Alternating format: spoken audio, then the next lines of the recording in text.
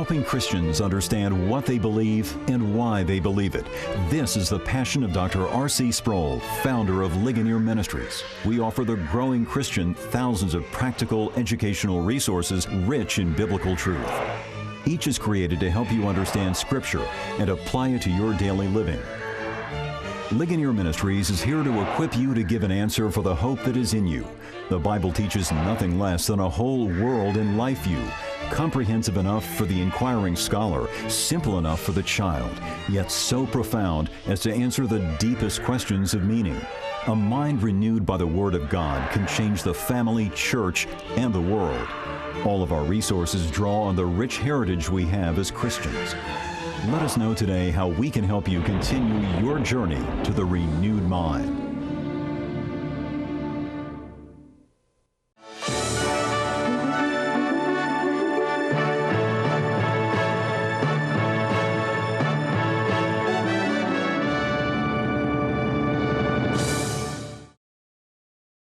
In our last session, we looked briefly at the watershed moment in the history of theoretical thought when Immanuel Kant penned his critique of pure reason, giving a comprehensive critique of the traditional arguments for the existence of God. And after that Kantian critique and the disintegration of the classical synthesis, the question that the church was left to face is, well, how do we now approach apologetics? How can we legitimately make a case for God without falling into the trap of the problems posed by Kant? And frankly, there were several different approaches to this. One of the main ones was what I've already defined as fideism, where people try to just leap over the ditch or jump over the wall or go around it, dig under it, through faith, saying, no, we can't argue convincingly for the existence of God. This is something that you just have to take on faith. And that's the way not only many theologians have gone, but also many Christians have said to people when they raise objections to their personal faith, you know, why do you believe what you believe? And they say, well, you just have to take it by faith. And some even go so far as to say you have to take a leap of faith into the darkness and hope that there's somebody out there that will catch you. And that reminds me of one of my favorite illustrations that I used to hear from Jim Boyce, where he told the story of the mountain climber who was high up on the wall of the mountain, a couple of thousand feet from the canyon floor, when all of a sudden his rope broke and he started to fall, and he reached out and grabbed a hold of a tiny little branch that was growing out of the rocks, and he was holding on with all of his might with one hand suspended 2,000 feet above the ground, and he could feel that the branch was coming loose from the side of the rock face, and he lifted his eyes to heaven and cried out, "Is there anyone up there who can help me?"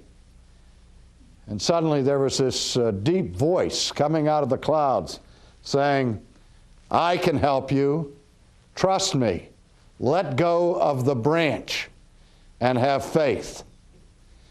It says, and the mountain climber looked up at the clouds, and he looked down on the canyon floor and looked back up the cloud and said, "Is there anybody else up there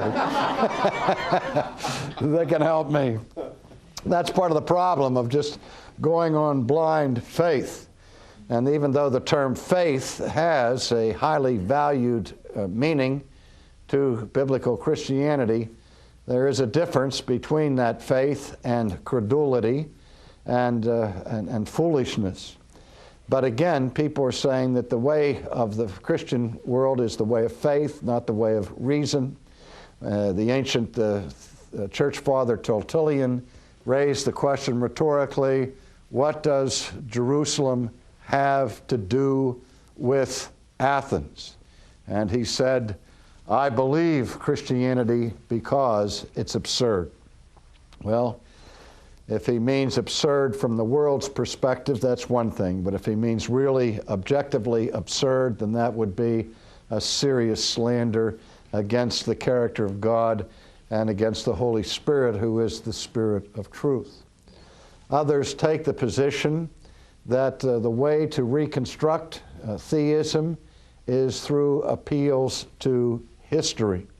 I have many friends who are apologists who take this route, acknowledging that arguments from the field of history can never give you absolute proof, but only a high degree of probability based upon empirical investigation, but that high degree of probability gives you what's called moral certainty. My friend John Warwick Montgomery, for example, prefers this way of arguing from history, and particularly from the historical Jesus back to the existence of God, and saying that the arguments from biblical history may not give you formal certainty such as is found in logical deduction, but certainly is evidential to such a degree that it leaves the person without any moral escape hatch. Now, we say in the courtroom today, when people are charged with serious crimes, that the burden of proof is on the prosecution, and they must prove that the person is guilty beyond a reasonable doubt. And so those who are called evidentialists, who argue from history, try to show that the evidence of history so communicates and proves the existence of God that it is beyond a reasonable doubt, and the evidence is so overwhelming and astronomical in its probability that only a fool would deny what it clearly manifests. The problem I have with that is that I think there's a better way, and that even if we have an overwhelming probability, the sinner still has that tiny little escape hatch where they can say, well, you didn't prove it beyond a shadow of a doubt. Maybe it's not reasonable for me to doubt it, but you haven't proven your case conclusively. And also there was a philosopher by the name of Lessing who, in a similar fashion to Immanuel Kant's critique of the traditional arguments, posed the metaphor of the great ditch that divides this world from the world of God. And he said that the contingent things of events in history can never yield the proof of eternal things. That was his argument that was very similar, as I said, to Kant. But again, this is one way that people approach the issue, by reasoning from history and from evidence. In fact, I am frequently described in the world of apologetics as an evidentialist. And I've tried so many times to clarify that that's not where I'm coming from, that I've given up on it and just let people call me an evidentialist, and because I know what they mean by it. They think there are only two kinds of apologists, presuppositionalists or evidentialists, where there's really more than that. And I would fall into the school of thought that is called the classical school of apologetics. And the difference between the classical school and the evidential school is this: the evidentialists argue that the evidence drawn from history and elsewhere give you a high degree of probability for the existence of God, where the classicist argues that proof for the existence of God is conclusive, that it is in fact compelling, that it is actual proof, and leaves people without any excuse whatsoever.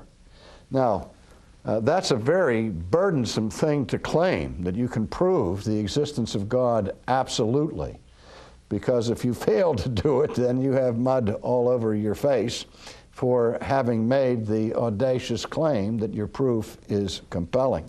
But I do think that classical apologetics achieves that goal of compelling proof. But before we get to the classical view, let me mention another approach to apologetics, which has become the overwhelming majority report within Reformed theology. And that is the view of apologetics known as presuppositional apologetics. There's more than one variety of it. There's axiomatic presuppositionalism that was championed by Gordon Clark, but the more popular view of presuppositionalism is that was developed by Cornelius Van Til, late of Westminster Theological Seminary in Philadelphia, where he labored for several decades, and who has published much in this field, and who was indeed a genuine giant and titan of the Christian faith. The book that I co-authored with John Gerstner and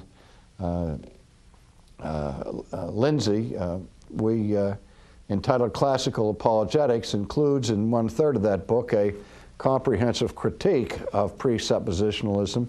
So because of that book that Art Lindsley and John Gerstner and I authored, we have become engaged in ongoing dialogue within the Reformed camp with respect to what is the preferred approach to doing apologetics. And Dr. Van Til, having written in the English language, which was not his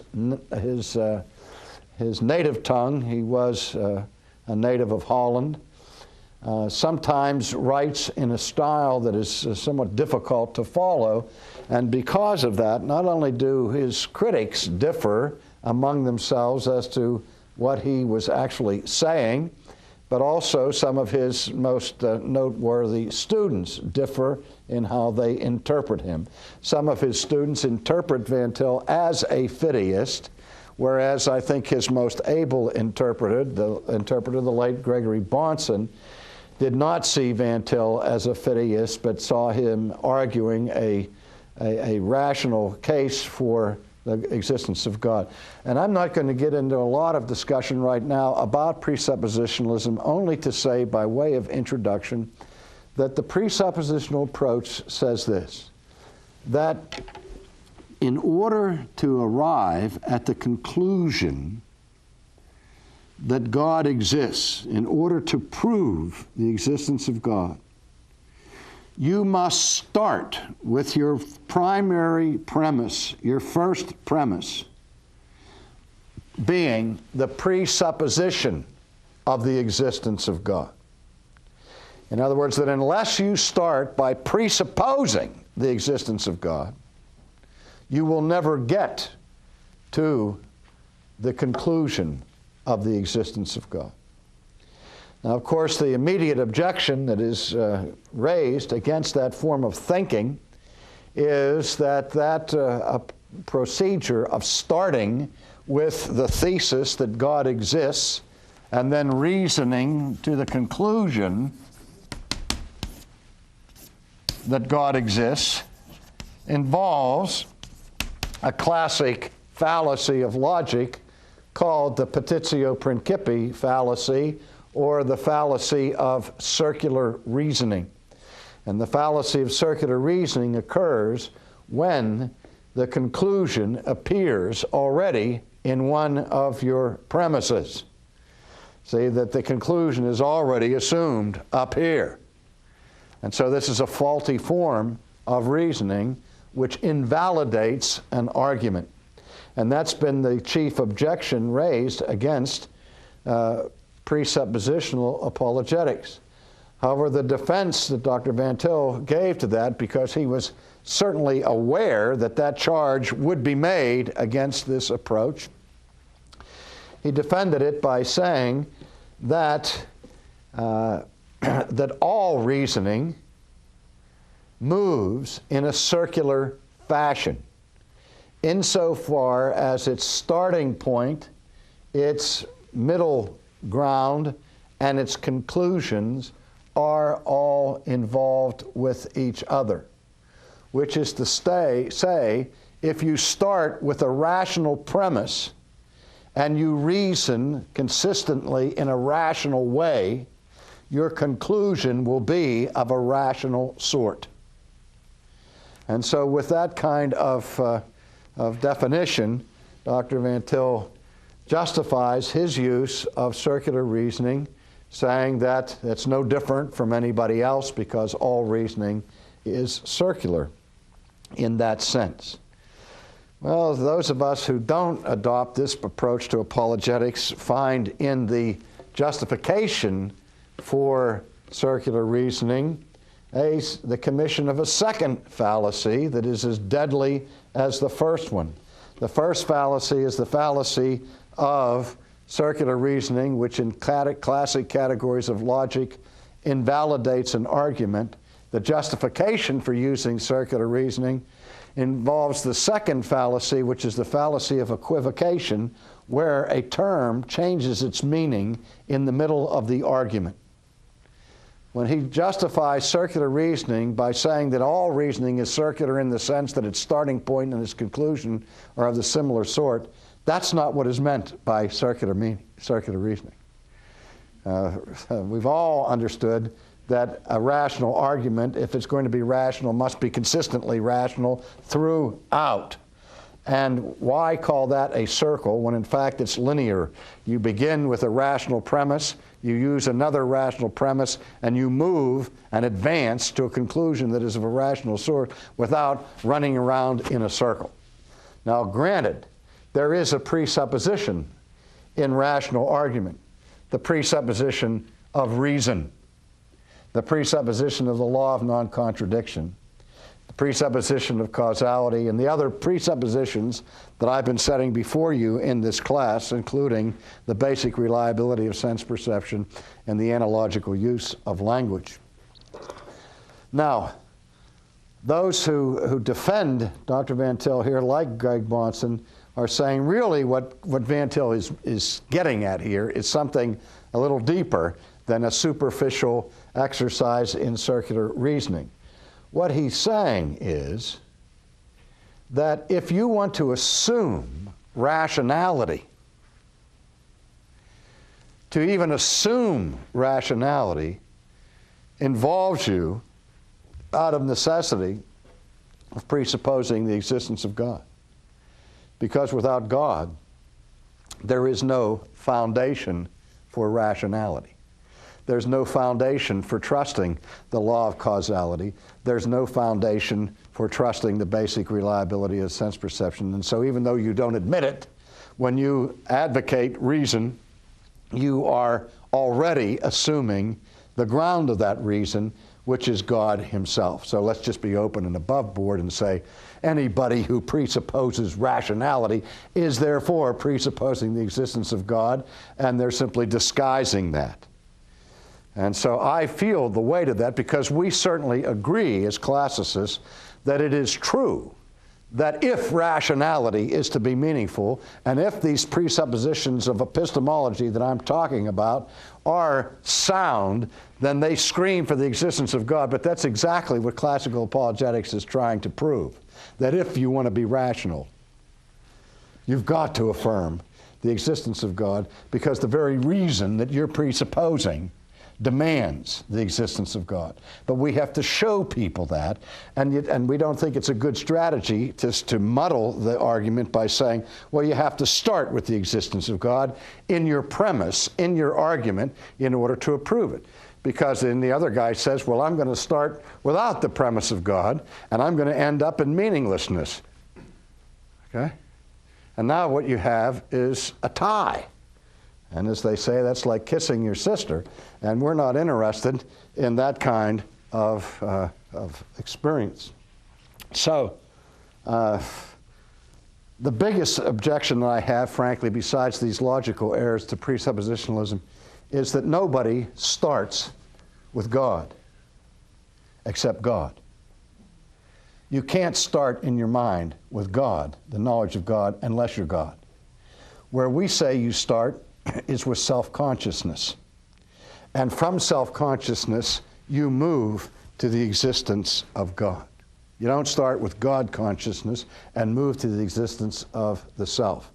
By necessity, human beings thinking with human minds must start with where they are, with their brain. Now, the objection that comes to that is that we are capitulating to secular, pagan ideas of thought. I remember debating this point with one of the advocates of presuppositionalism in a public meeting almost 30 years ago, where this particular professor was very exercised when I said that you have to start with self-consciousness. And he said that that's unbiblical because that what I'm doing is assuming the autonomy of the self rather than the sovereignty of God, and that this is exactly what Adam and Eve did in the Garden of Eden when they rebelled against God, and that it is a sinful, fallen, corrupt way to start reasoning by beginning with the self rather than with God.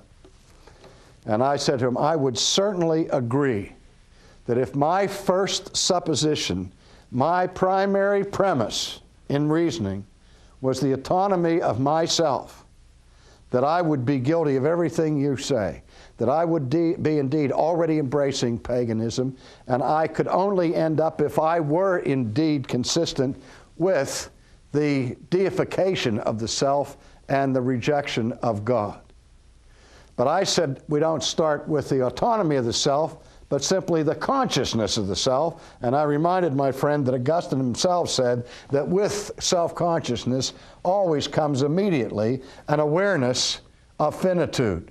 That the moment that you're aware of yourself as a self, you know you're not God. And that's what Calvin argued at the same time. And I'm saying that the idea of autonomy, where you're a law unto yourself, is not contained in the idea of self-consciousness. If it were, it would indeed be sinful to start at that point. But what we're saying is that the beginning with self-consciousness is a given to creatureliness. It's the only place any self can start with their thinking. You cannot start in your mind with his thought, or with my thought, or with God's thought. The only thing you start with is your own self-awareness, and from there you move, because you are a self, and you will soon discover that you are not autonomous at all. And that's what we're saying, that if you begin with self-consciousness and you reason correctly, so far from ending in autonomy, you will in fact end by necessarily affirming the existence of God. Well, again, that's just a very brief overview, because this dialogue goes on and on and on, and we've had several discussions among ourselves, and this is an intramural debate among Reformed thinkers who, apart from this approach to apologetics, agree on basically all the doctrines of the Reformed faith, but disagree on what is the proper way to proceed strategically and theologically in our defense of God. The fear among presuppositionalists is that in arguing rationally and empirically, that we give too much away to the pagan world. And of course, the fear of the classicists for the presuppositionists is they give too much away. They give the pagan an excuse for not believing in the existence of God, because the pagan can see that their approach violates principles of rationality. But one thing we all agree on is that the construction of the existence of God is certainly the most important single premise in the building of a person's life and worldview. And that we know that what the pagan does, according to Romans 1, is that the first lie that he embraces is the denial of the eternal power and deity of God. And then his mind becomes darkened. And the more brilliant he is, the further away he moves from that first awareness of God that he gets in nature. And so we all agree in the supreme importance of establishing early on in our apologetic the existence of God. That's the first thing that has to be established. We agree that God is first in the order of being, obviously. But the disagreement is what comes first in the process of knowing. We say God is first in the order of being, but not first in the order of knowing. And in our next class, I will begin to demonstrate how classical apologetics constructs its case for the existence of God.